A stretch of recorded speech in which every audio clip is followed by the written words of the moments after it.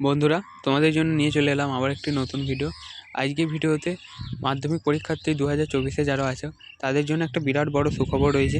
কী সুখবর রয়েছে তা তোমরা এই ভিডিওতেই দেখতে হবে। গত বৃহস্পতিবার যে রাজ্য বাজেট ঘোষণা হয়েছে সেখানে তোমাদের জন্য একটি বিরাট বড় সুখবর রয়েছে। সেই সুখবর হলো যে তোমরা যে দ্বাদশ শ্রেণীতে উঠে মোবাইল কেনা বা ট্যাব কেনার টাকা পেতে সেটা পাবে একাদশ শ্রেণীতে। অর্থাৎ তোমাদের জন্য এটা বিরাট একটা বড় সুখবর।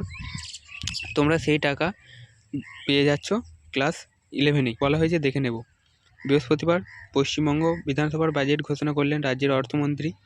এদিন বাজেটে ঘোষণাকালীন পড়ুয়াদের জন্য দারুণ সুখবর আনলো রাজ্য সরকার। এবার থেকে একাদশ শ্রেণীতেই মিলবে ট্যাব, এমনটাই ঘোষণা করলেন অর্থমন্ত্রী। অর্থাৎ এই খবরটা তোমাদের জন্য খুবই সুখবর। তো তোমরা এইটা কিভাবে আবেদন করবে সেটা একটু দেখে নাও। তরুণের স্বপ্ন প্রকল্পের মাধ্যমে ট্যাব পাওয়ার জন্য পড়ুয়াদের আবেদন পূরণ করতে হয়। স্কুল থেকেও মেলে এই আবেদনপত্র।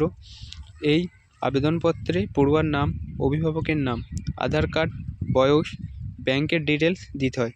তারপর স্কুলেই জমা করতে হয় এই আবেদনপত্র। এরপর রাজ্যের শিক্ষা দপ্তর আবেদনপত্র ভেরিফাই করে পড়ুয়ার ব্যাংকে ট্যাব কেনার টাকা পাঠিয়ে দেয়।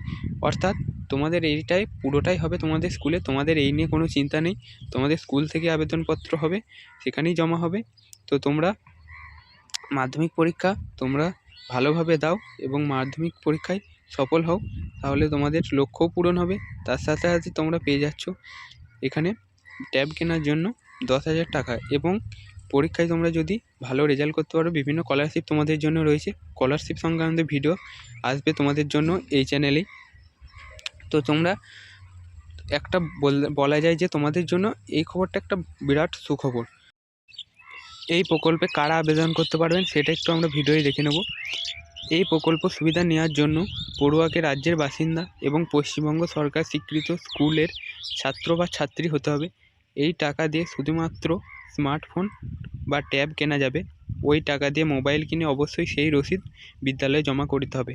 অর্থাৎ রাজ্য সরকার তোমাদের জন্য যে 10,000 টাকা মোবাইল বা ট্যাব কেনার জন্য দিচ্ছে, এটা তোমরা অন্য কোথাও কাজে লাগাতে পারবে না। কারণ সেই মোবাইল বা ট্যাব কেনার যে রসিদ, সেই রসিদ তোমাদেরকে বিদ্যালয়ে জমা করতে হবে।